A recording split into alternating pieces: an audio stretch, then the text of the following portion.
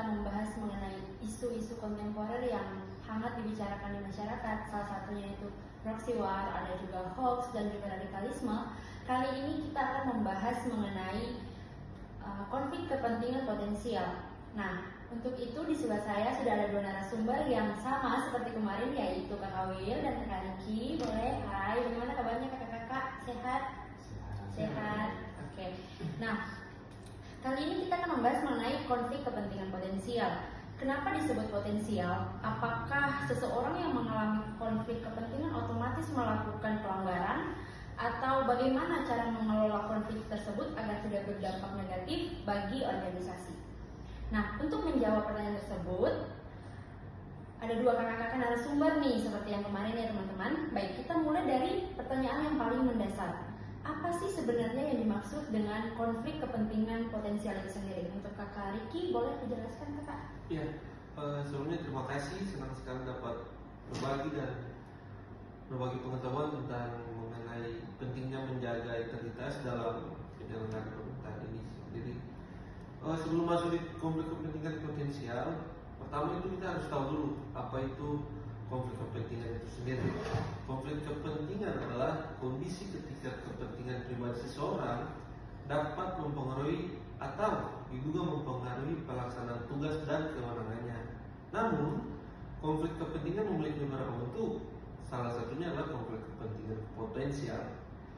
Kalau menurut Komisi Pemberantasan Korupsi itu sendiri atau KPK yang kita ketahui melalui modul pengelolaan konflik kepentingan potensial merupakan kondisi mana suatu situasi ketika seseorang memiliki kepentingan pribadi yang berpotensi mempengaruhi pelaksanaan tugas atau pengambilan keputusan di masa depan, walaupun saat ini belum terjadi benturan kepentingan secara nyata. Artinya apa? Artinya belum ada penyalahgunaan jabatan, belum ada kerugian negara.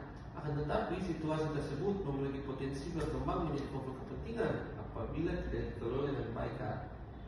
Jadi sebenarnya seseorang itu belum tentu melakukan pelanggaran atau belum tentu bersalah ya kak? Iya, betul sekali. Justru organisasi yang baik akan mendorong pegawainya untuk mengungkapkan potensi konflik kepentingan itu sendiri sebelum terjadi pelanggaran. Oke, nah selanjutnya nih kita ke Kakak Will dulu. Kira-kira menurut kakak, kenapa belum ada pelanggaran nih kan? Seperti yang dijelaskan oleh Kakak Riki tadi, sebenarnya belum ada pelanggaran yang terjadi kan? Lalu kenapa organisasi itu harus memperhatikan? Ada alasan apa sih sebenarnya kak? Ya, karena konflik kepentingan selalu diawali oleh sebuah peluang. Misalnya korupsi, kolusi, maupun nepotisme seringkali tidak terjadi secara tiba-tiba. Semua berawal dari kondisi yang tampaknya biasa-biasa saja. Misalnya, seseorang memiliki hubungan keluarga dengan penyedia barang dan jasa, awalnya tidak ada masalah. Namun ketika orang tersebut dipercaya menjadi anggota tim pengadaan, maka objektivitasnya mulai dipertanyakan. Kalaupun keputusan yang diambil benar, masyarakat tetap dapat menilai bahwa proses tersebut tidak netral. Inilah yang harus dicegah. Integritas tidak hanya berarti bersih dari pelanggaran, tetapi juga menghindari situasi yang dapat menimbulkan persepsi negatif. Oke, terima kasih ya Kak Will.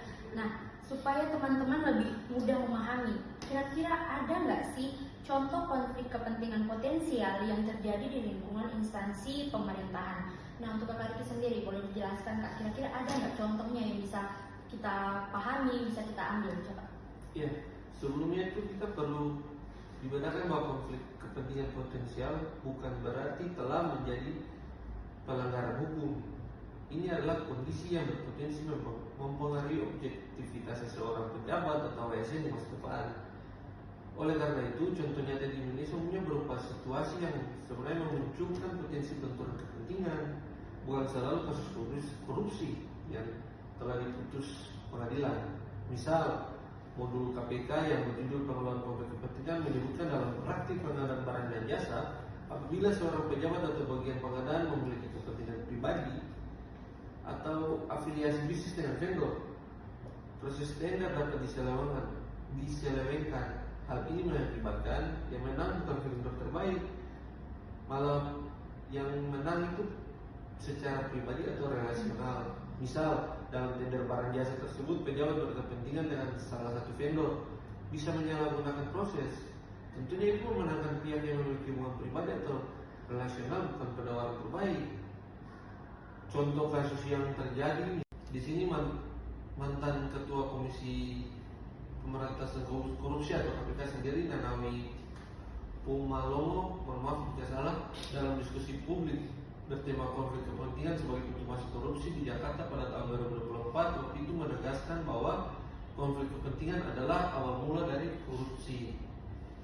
Undang-undang tindak pidana korupsi sendiri menyebutkan bahwa benturan kepentingan bisa muncul dalam pengadaan barang dan jasa. Namun konflik kepentingan bisa muncul dalam berbagai bentuk lainnya juga. Jadi konflik kepentingan itu sendiri adalah pintu gerbang hampir semua jenis korupsi. Konflik tersebut tidak selalu langsung menjadi penyebabnya, namun korupsi hampir selalu melibatkan unsur konflik kepentingan. Hal ini karena kepentingan pribadi atau kelompok bisa mengintervensi keputusan publik. Pejabat publik yang memegang jabatan seringkali itu menghadapi atau mendapati situasi konflik kepentingan seperti menggunakan wewenang untuk kepentingan pribadi, rangkap jabatan, atau menerima gratifikasi. Sebenarnya jika dibiarkan maka dapat menurunkan kualitas pelayanan publik dan merusak kepercayaan masyarakat. Jadi sebenarnya untuk contoh nyatanya itu sebenarnya belum ada ya kakak ya, karena potensial itu berarti masih ada kesempatan. Iya. Nah, kira-kira kenapa sih sulit untuk menemukan kasus konflik kepentingan potensial yang sudah diputus oleh pengadilan?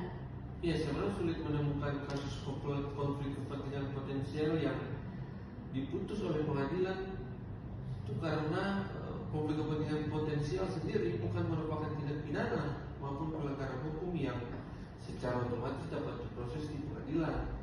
Konflik kepentingan potensial adalah kondisi atau situasi risiko yang harus dikelola sejak dini agar tidak berkembang menjadi pelanggaran.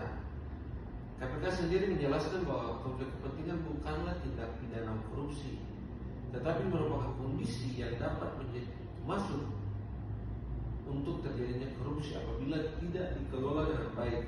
Oleh karena itu, pendekatan yang diutamakan adalah pencegahan melalui pengelolaan konflik kepentingan, bukan menunggu terjadi pelanggaran.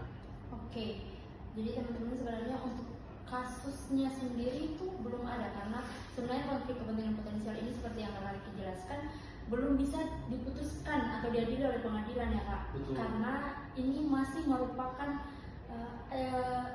pintu masuk dari kasus itu sendiri. Nah, selanjutnya kita masuk di dampak terhadap organisasi atau instansi. Nah, kira-kira menurut Kak Tauhid sendiri, dampak apa saja yang ditimbulkan apabila konflik kepentingan potensial ini tidak dikelola dengan baik? Jika konflik kepentingan potensial tidak dikelola, maka dampaknya cukup besar. Pertama, keputusan organisasi menjadi diragukan. Terus kedua juga kepercayaan masyarakat menjadi menurun. Ketiga, membuka peluang terjadinya korupsi, kolusi maupun nepotisme semakin marak terjadi. Keempat, menurunkan semangat kerja pegawai lain karena muncul anggapan bahwa keputusan dipengaruhi hubungan pribadi. Kelima, merusak reputasi organisasi. Kepercayaan publik merupakan aset terbesar sebuah instansi. Sekali kepercayaan itu hilang, sangat sulit untuk membangunnya kembali. Baik, dampaknya cukup besar ya ternyata ya. Nah, kita masuk lagi di bagaimana cara kita mengelola konflik kepentingan itu sehingga tidak terjadi. Nah, menurut Kak Riki nih, apa yang bisa dilakukan atau apa yang harus kita lakukan agar konflik kepentingan potensial itu tidak berkembang menjadi masalah? Iya, agar tidak berkembang menjadi masalah ada beberapa langkah. Di sini yang pertama itu mengenali potensi konflik sejak awal. Jadi setiap pegawai itu harus memahami apakah dirinya memiliki hubungan keluarga atau hubungan bisnis, kepemilikan usaha, atau kepentingan pribadi yang berkaitan dengan pekerjaannya. Yang kedua itu melakukan pengungkapan, yaitu pegawai harus melaporkan kondisi tersebut kepada atasan. Perlu dipahami sendiri bahwa melaporkan konflik kepentingan itu bukan berarti melakukan kesalahan. Justru hal tersebut menunjukkan integritas dalam melakukan pekerjaan tersebut. Nah, menurut Kakak Will, kira-kira apa yang bisa dilakukan sehingga konflik kepentingan potensial ini tidak berkembang menjadi sebuah masalah nanti? Yang pertama itu mengundurkan diri dari proses pengambilan keputusan. Apabila terdapat kepentingan pribadi dalam suatu proses, pegawai sebaiknya tidak ikut melakukan penilaian, evaluasi maupun pengambilan keputusan. Dengan demikian, objektivitas organisasi tetap terjaga. Yang berikutnya juga menerapkan prinsip transparansi. Seluruh proses harus terdokumentasi dengan baik. Keputusan harus berdasarkan aturan, data dan pertimbangan yang objektif. Semakin transparan suatu proses, semakin kecil peluang munculnya penyalahgunaan wewenang. Dan juga membangun budaya integritas. Organisasi harus memiliki kebijakan pengelolaan konflik kepentingan melalui sosialisasi secara berkala, memberikan pelatihan kepada pegawai, serta menyediakan mekanisme pelaporan yang aman. Budaya inilah yang akan membuat setiap pegawai merasa nyaman untuk melaporkan potensi konflik kepentingan tanpa rasa takut.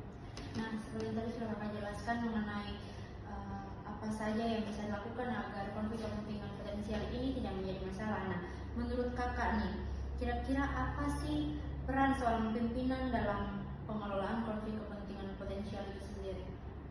Kakak Will. Pimpinan memiliki peran yang sangat besar. Pimpinan harus menjadi teladan. Jika pimpinan secara terbuka menghindari konflik kepentingan dan berani memberikan kewenangan ketika memiliki kepentingan pribadi, maka pegawai akan mengikuti perilaku tersebut. Sebaliknya, apabila pimpinan justru memanfaatkan jabatan untuk kepentingan pribadi, budaya integritas akan sulit terwujud. Nah, teman-teman, setelah kita mendengar ya berbagai informasi yang disampaikan oleh kakak berdua ini, sangat menarik tema ini. Jadi teman-teman, konflik kepentingan potensial itu sendiri ditegaskan sekali lagi bahwa itu bisa menimbulkan masalah. Jadi sebenarnya konflik kepentingan potensial memang belum bisa diadili secara langsung oleh pengadilan, tapi ini bisa menjadi masalah. Kenapa? Karena ini merupakan pintu masuk dari sebuah masalah itu sendiri, misalnya korupsi atau bagaimana dan lain-lain. Sebelum kita menutup perbincangan kita di hari ini, saya ingin meminta dari kedua kakak ini untuk memberikan closing statement sebelum podcast ini kita tutup tentang konflik kepentingan potensial. Kepada Kak Riki dulu nih, boleh memberikan sedikit closing statement untuk kita. Ya, untuk konflik kepentingan sendiri itu bukan selalu berarti seseorang telah melakukan pelanggaran. Namun konflik kepentingan merupakan kondisi yang harus dikenali, dilaporkan dan dikelola secara profesional. Karena mana-mana itu mencegah selalu lebih baik daripada memperbaiki.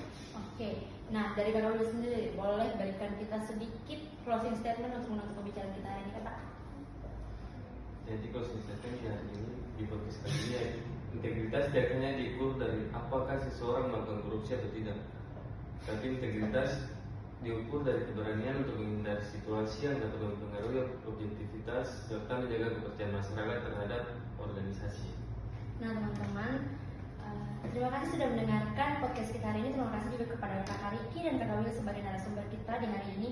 Teman-teman semua, dari pembahasan kita hari ini tentang konflik kepentingan potensial, sebenarnya konflik kepentingan potensial sendiri merupakan kondisi yang harus kita kenali sejak dini.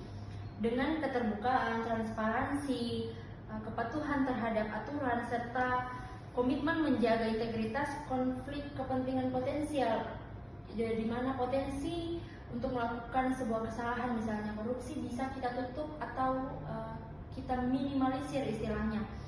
Nah, dengan begitu konflik kepentingan potensial tidak akan langsung berubah menjadi konflik kepentingan aktual yang bisa secara langsung dikatakan sebagai sebuah masalah dan bisa secara langsung diadili oleh pengadilan. Mari kita jadikan integritas sebagai budaya kerja kita, bukan hanya sebuah slogan, karena keberhasilan sebuah organisasi merupakan tanggung jawab dari individu-individu masing-masing. Nah, teman-teman, konflik kepentingan potensial untuk materi itu kita tutup sampai di sini. Terima kasih sudah mendengarkan podcast kita. Sampai bertemu di podcast selanjutnya bersama saya Nurul. Terima kasih.